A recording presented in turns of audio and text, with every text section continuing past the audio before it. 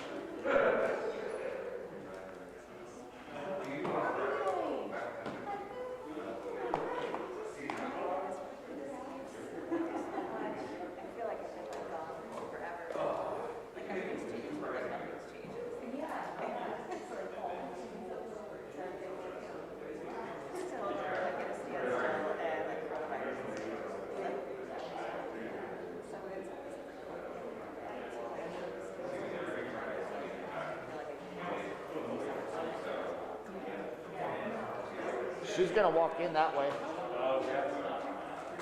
Bonnie, taking my table. I'll do head on. I mean, if you guys want to move around, we can, but there's 4 of us. Oh yeah, like around, you know. I'm gonna let you have the table, don't worry. Oh.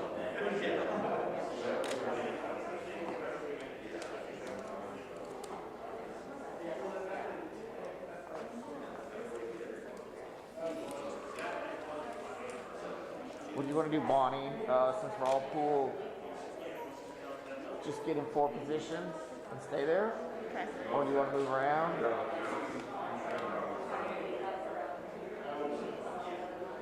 It doesn't make any difference to me. I'm happy to stay in one spot or whatever. I normally move, but if it's better if we stay in one spot. No, I mean, we just don't want everyone in the same spot because we're all filing pool, and we don't want. We don't want. You notified the server? Okay. All right. I mean, what Matt is the idea that since this pool is to Yeah, spread out, get position different people angles. Yeah. and not move around, or You can move a little bit, just Yeah. kind of stay in your general, like, yeah, stay in the your goal general is to be socially vicinity. distant. Yeah, like the ones we used to do, where you get there and then you get that quadrant, you get Yeah. that quadrant. Yeah. But figure it out amongst yourselves. Yeah. Anyone? Does anyone want head on? Because I'll do it, but I don't care. I don't know. I'm fine with that. It's a collective effort Yeah. as opposed to an individual effort. Yeah, it's an odd number of people in here. Well, that's how it was during the pandemic, when every single thing was cool. So you're doing it. Yeah, I'll do head on. So I need to be like the size, go like around the side.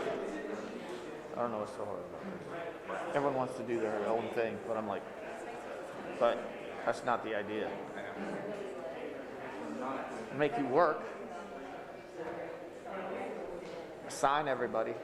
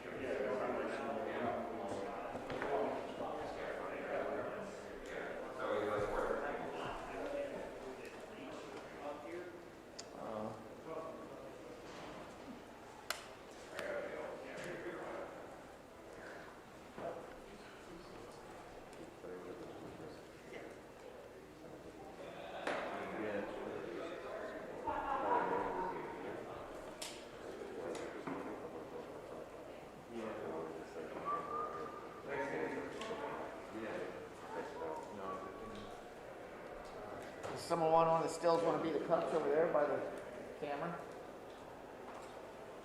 Anyone? I mean, I'm not gonna tell anyone where to go. I'm just saying, there's 4 of us. We need to spread it out.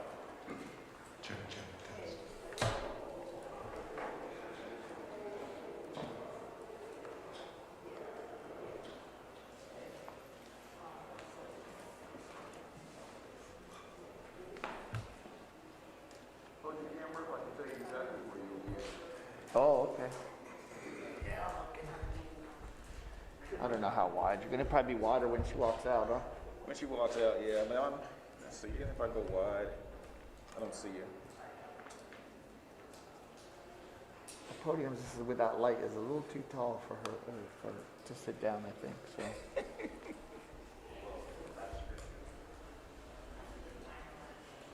That'll work. Yeah, I'll just stay in between. As long as you're under here, you're Yeah, fine. yeah, I'll just move over like Yeah, this. yeah, that's fine.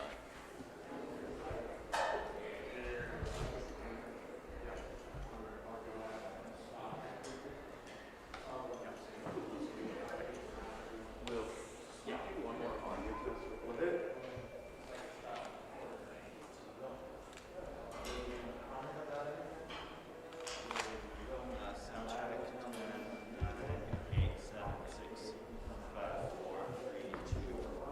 Sound check. 10, 9, 8, 7, 6, 5, 4, 3, 2, 1. Check. Good. You'll all set?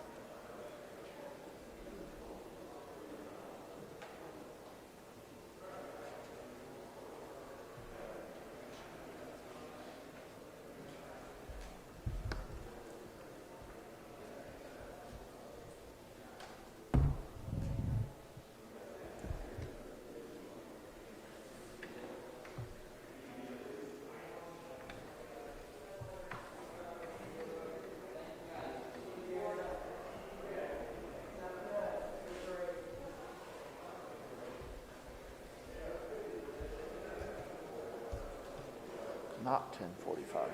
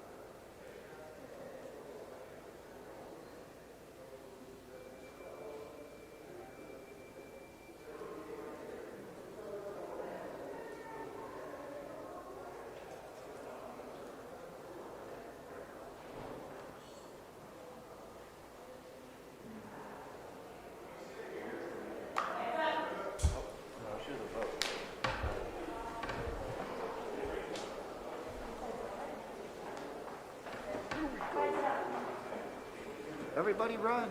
Oh, no, don't run.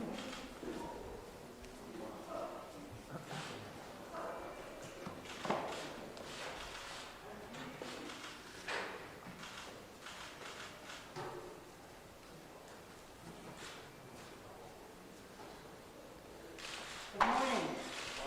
Thank you all for being here. Today is 1 year since the inauguration of President Joe Biden. It was a cause for celebration then and cause for appreciation now. As we all know, much more needs to be done, but we have made great progress in this year. Just to say one of the most important four-letter words in our economy is jobs.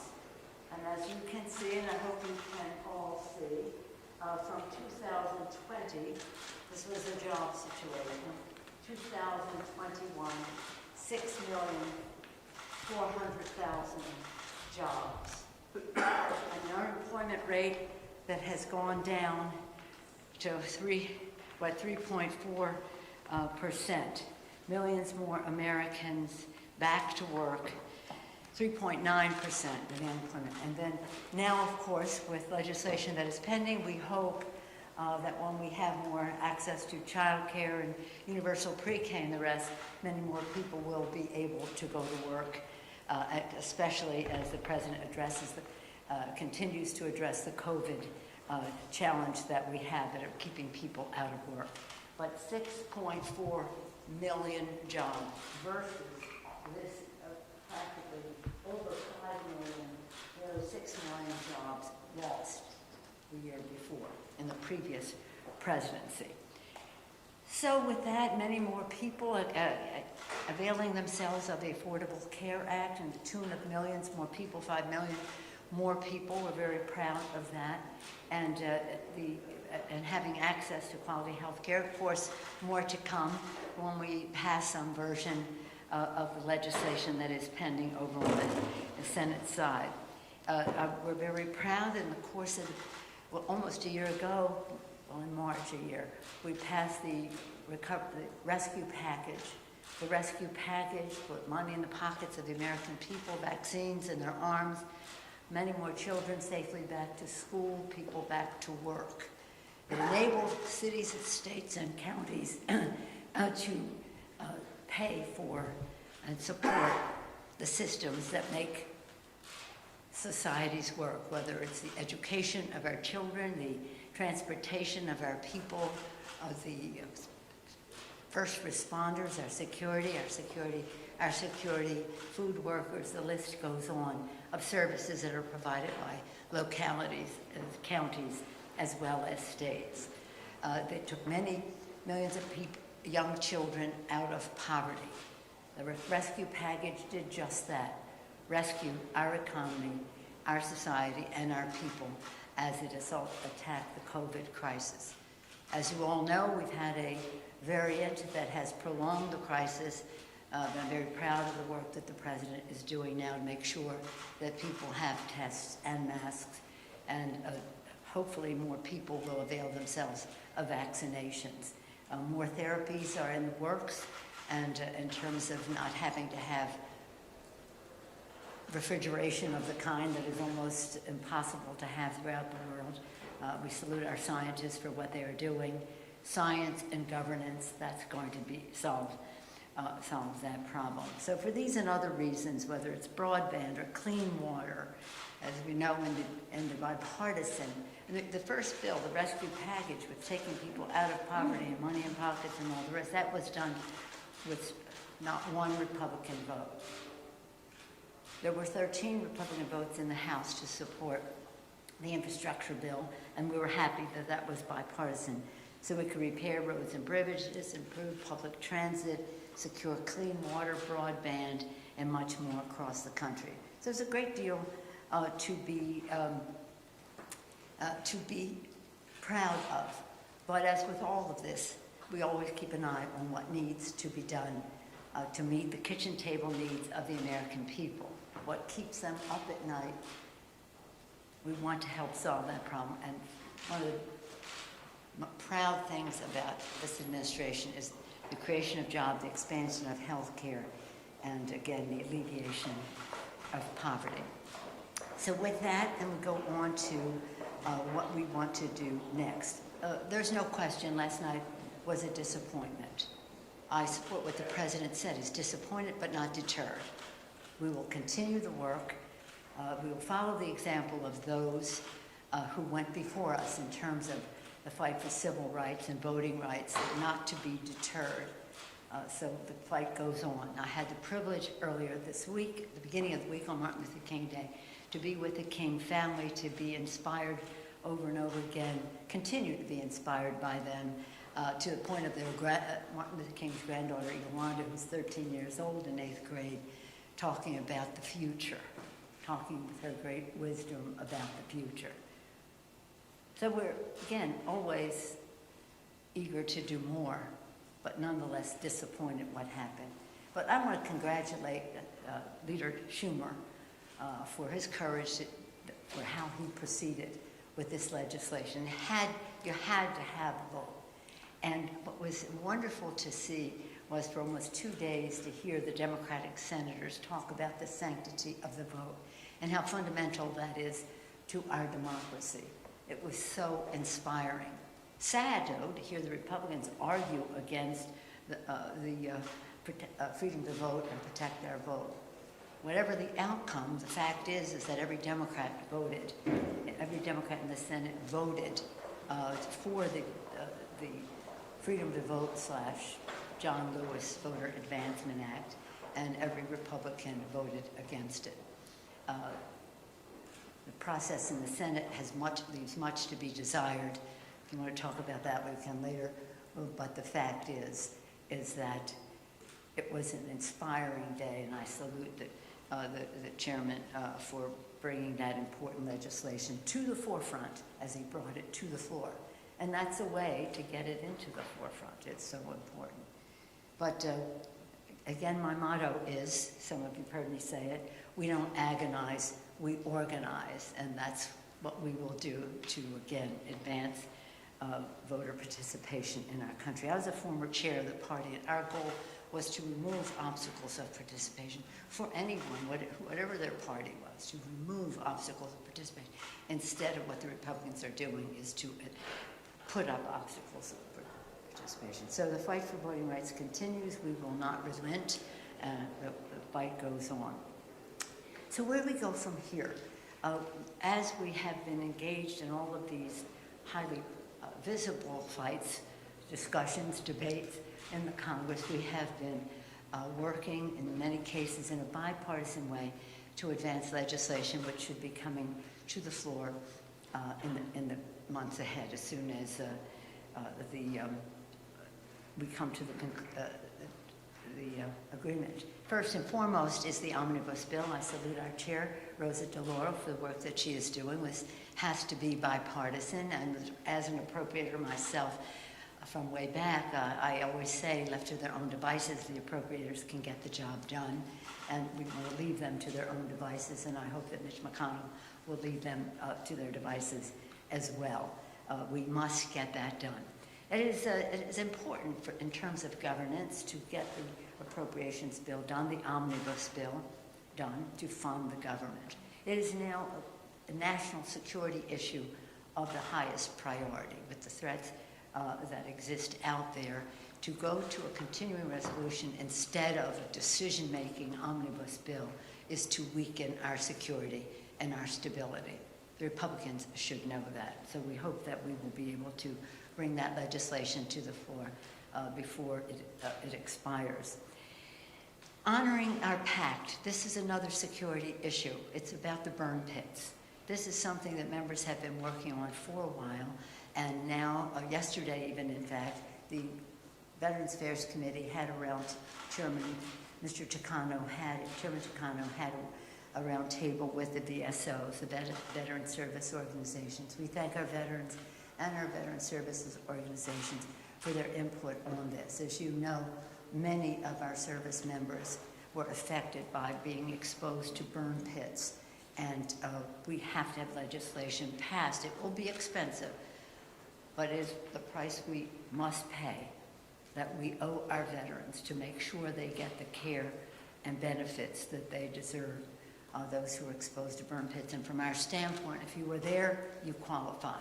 We don't have to go through any torturous process to decide if somebody's illness depended on something that they were exposed to. That very important legislation. Again, we're hoping all of this is bipartisan. The Competitiveness Bill. It has many names.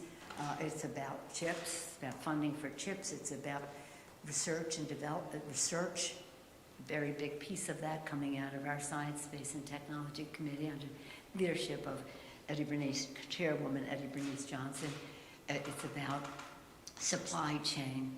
And it's pretty exciting, the Competitiveness Bill, and we're very close to being ready to go to conference with the Senate on that legislation. Postal Reform, you've heard about it over and over again, but again, it's about fairness and making sure that we have fairness for our postal workers without having the retirement health benefits be pre-funded for 75 years into the future. These are some of the items on the agenda in the very near future that have important ramifications for us. Very important in terms of all of this is what we do about any legislation we may have about the Ukraine, which is really about our security and our stability. Mr. Menendez has legislation in the Senate. We anticipate a companion bill in the House, but that's up to our distinguished chairman, Mr. Meeks, to announce. We members have been meeting, security committees have been meeting. We've had our briefings and the rest. And when that legislation is ready, whenever that may be, it could be next week, it could be next month, but whenever it is ready, we will go forward with legislation in terms of the stability and national security, whether it's legislation on robust Russian sanctions, assistance to Ukraine, again, our commitments to NATO and so forth. So that's, let's acknowledge and appreciate what Joe Biden as President of the United States, the difference that he has made, 6.4 million jobs, that has a nice ring to it. We want more. We can put more people back to work when we have more access to child care and home health care so that more moms and dads can be in the workforce, and when we solve and crush the COVID crisis, which is a deterrent to people going to work as well. So we thank the President for his great leadership. We appreciate the leadership of Chuck Schumer in advancing the sanctity of the vote in the Senate and giving it the visibility that it would never have had without having a vote in the Senate. As we prepare for what's next on our agenda, we do so striving for as much bipartisanship as possible in terms of protecting honoring our veterans, protecting our country, again, funding the governance of our country. On a happy note, yesterday, Congress passed legislation to award Willie O. Yee. You know Willie O. Yee? You know Willie O. Yee. You just did a story about Willie. Well, you come to our office later today because we'll be signing the legislation. He was, for your information, Willie O. Yee was the first black player in the National Hockey League. The Congressional Gold Medal, we voted on it yesterday. I'll sign the bill today. He was referred to as the Jackie Robinson of hockey. We can never have a meeting without talking sports, right? The House passed the bill unanimously, which honors the contribution of a sports legend who broke the National Hockey League's color barrier despite being legally blind in one eye. Is that remarkable? So we'll have the signing. Do we know what time it is today? I don't. It's private. We're not. We'll let you know if you're interested. We'll let you know. Otherwise, we'll send you a picture. He had 4 goals and 10 assists in 45 NHL games. I'm sorry? He had 4 goals and 10 assists in 45 NHL games over 3. How about that? Is that remarkable? That's I mean, remarkable. that's not tremendous stats, but that was his record. That's wonderful. Good for you. Well, I'm just staying up late at night watching Warriors and stuff like that. But in any event, any questions? Yes, sir? Madam Speaker, I understand that last Thursday you asked the Committee on House Administration to take a closer look at Stock Act violations by members of Congress, which may include stiffer penalties for these violations as That's well. right. I wanted to give you the chance to talk about just why you did that, why I think that's important, and what you say to the members of your caucus, which range from frontline members to some of the most progressive members who want to go further and enact some sort of... Well, I don't know that. I mean, that's your version. Here's the thing. I say to my members on a regular basis when we gather in caucus, and as you know, sometimes it's hybrid these days, but anytime we have gathered in caucus, one way or actually virtually or hybrid, I've said to them, under this roof, figuratively or actually, is the greatest collection of intellect, integrity, an imagination for doing the right thing for the American people. I have great confidence in the integrity of my members. They are remarkable. So when people talk about, well, somebody might do this and somebody, I think I trust our members. If in fact we should have severe penalties for delay in reporting on Stock Act, then do that. I've said to the House Administration Committee, review all the bills that are coming in and see which ones, where the support is in our caucus. I think there are 2 letters, each has like 14 members signing it so far, maybe more will come, but that's what we have seen. But I do come down always in favor of trusting our members. Now, if the impression that is given by some that somebody's doing insider trading, that's a Justice Department issue. That's a Justice Department issue, and that has no place in any of this.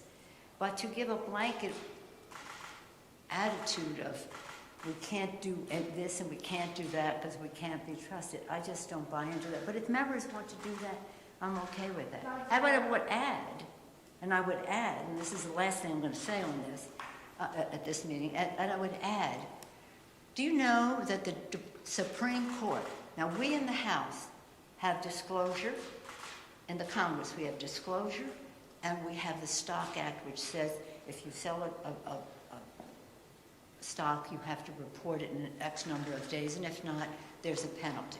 Should those penalties be greater? Subject to review. I mean, I don't know why people don't do it on time, but whatever it is, if there's a penalty, and it should be more severe, so be it. But the United States Supreme Court, where decisions are made all the time that affect our environment, our workforce, our personal freedoms, every subject you can name, at the mercy of the court, our economic issues and the rest, no disclosure whatsoever, and certainly no Stock Act. In other words, if we're saying everybody should be living by the same standard, then so be it. That's okay with me. But I don't think that the court should be let off the hook, and even the Chief Justice said recently that the impression was that there were some scandals in judges making decisions that related in a way that wasn't right. So I say, when we go forward with anything, let's take the Supreme Court with us to have disclosure. No disclosure.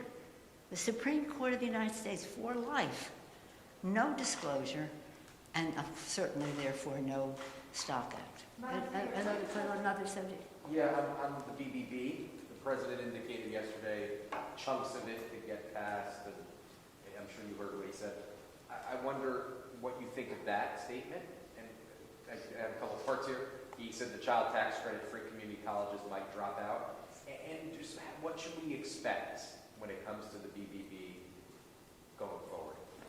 Well, let me just say, chunks is an interesting word. Not my word, that's what he said. No. The president has such a commitment to the values that are contained in this legislation, the reconciliation bill. When we passed and when they were considering, and then later we passed the bipartisan infrastructure bill, the president said, I want to find as much common ground as I can in a bipartisan way when it comes to infrastructure. But I cannot limit my vision for America to what the Republicans will agree to in terms of roads and bridges, etc. That's important, but it's not all.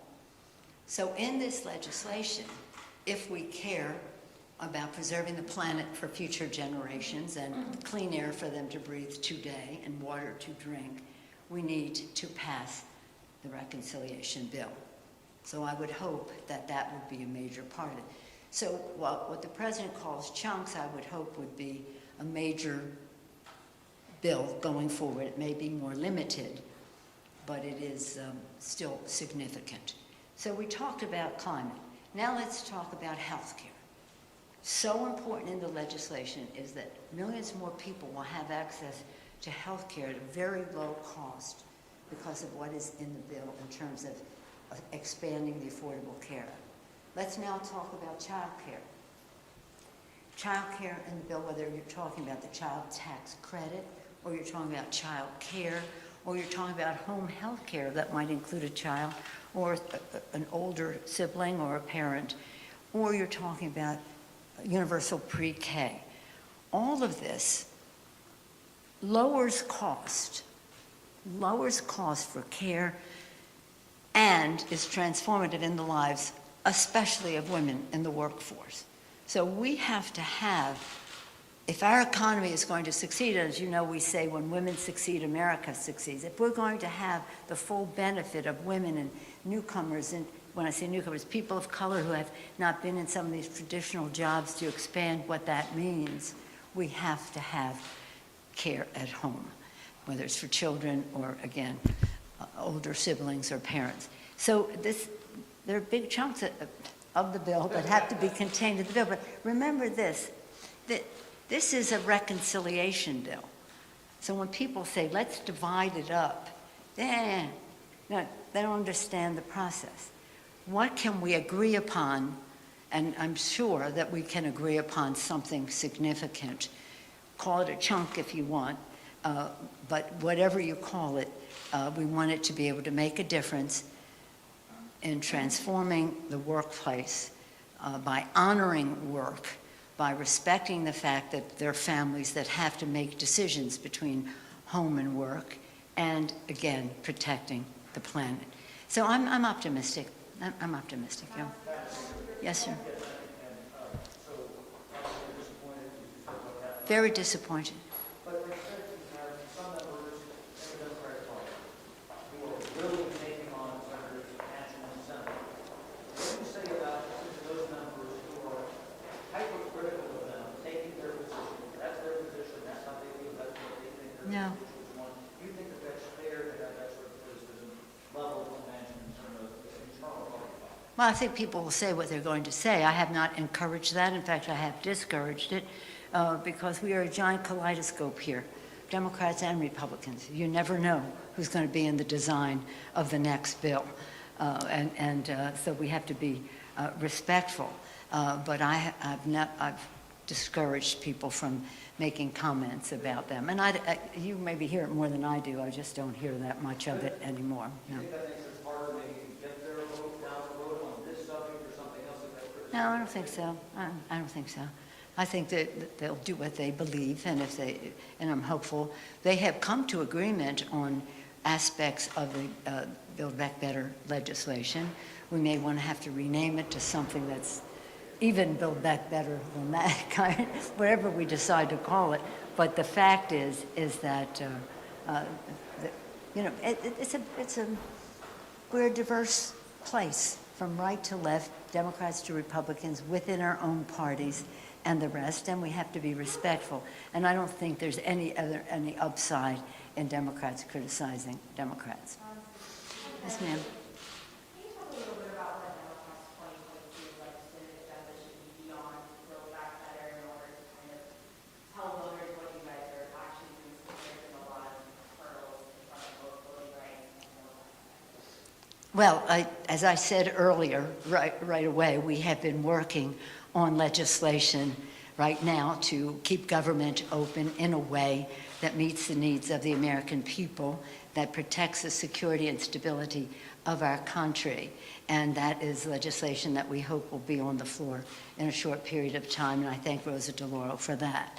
A high priority for us is to honor the pact, to make sure that our men and women in uniform who were exposed to burn pits understand that this is of the highest priority for us. It's going to be very costly, but it's worth it because we owe them.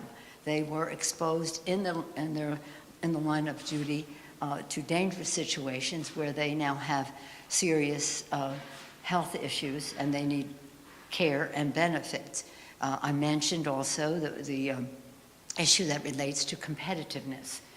This is really important for us in terms of chips and what that means to our manufacturing base in terms of supply chain, what that means to our economy, and research, which means to our present and to our future.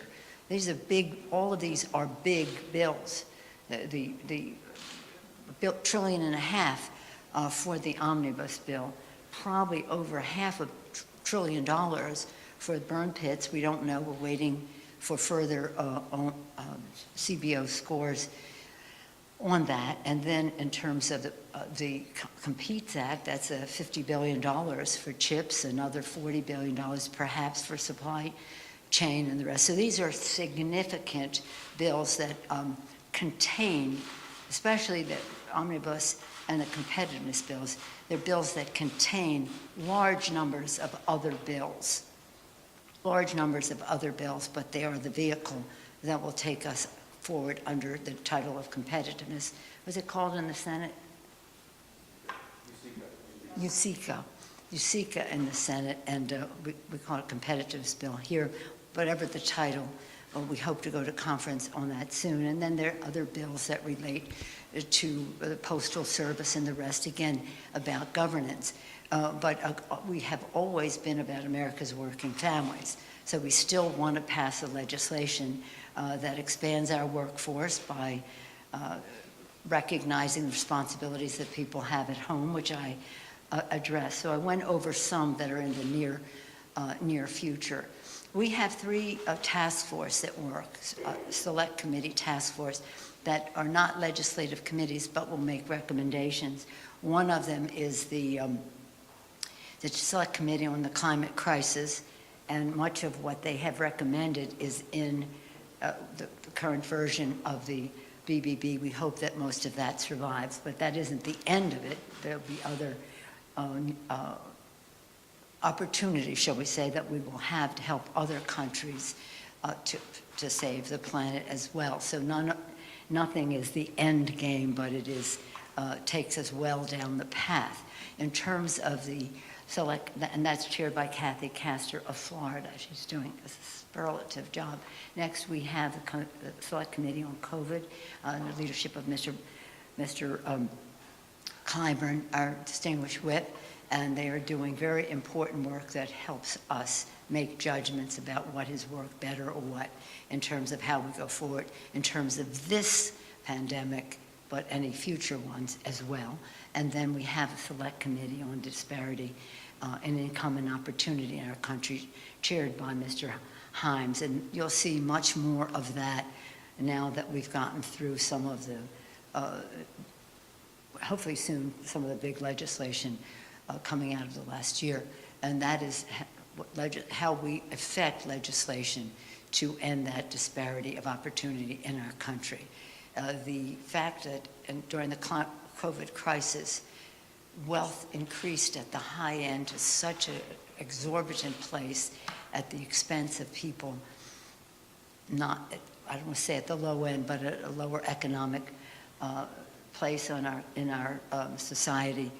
We can't have that continue. That's what is a caste system. That's not a democracy. The middle class is the backbone of our democracy.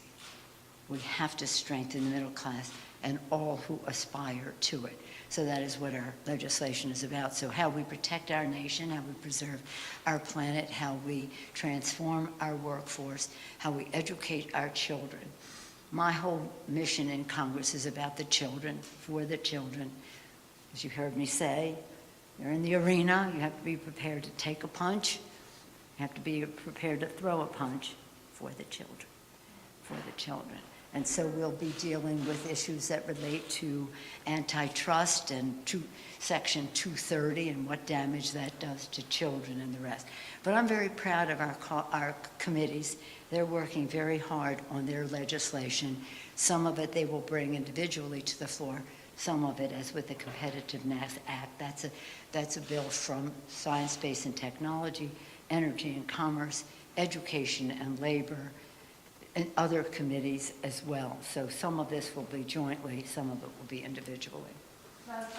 One last question, is that? I think ask you about crime in America right now. There's been so many tragic headlines this week alone with Sorry? crime in America. Oh, crime. Oh, yeah. There's been so many tragic headlines this week alone with a 24-year-old UCLA student stabbed at work in Los Angeles, a woman pushed out of the subway in New York City, and just last night, a baby shot in the Bronx in Innocent City, an attack. So I just wanted to ask you about this spike in crime, the 30% Yeah, spike in thank you murder. for that question, because in many of our committees, in the Judiciary Committee for sure, and Education and Workforce, in all of our committees, community safety is of the highest priority as a value. The form of it, the legislation it will take remains to be seen. As I said, our committees will be working on these issues. But community safety, right up there with jobs and healthcare and the rest. Community safety, very important. That's why we were very proud that in the rescue package, we had significant funding for state and local government, which was funding our first responders, largely our police and fire. We have to be strong in that respect. We have to be strong in that respect. But in the BBB, there's very important language, and I refer you to it, about how we address criminal justice and the rest in our country. But thank you for asking that question. We can have a whole day, and we probably will, on that subject, because community safety, our first responsibility is to protect and defend, whether that's our national security or our community safety. We have to keep the American people safe. Thank you all very much. Thank you. Thank you.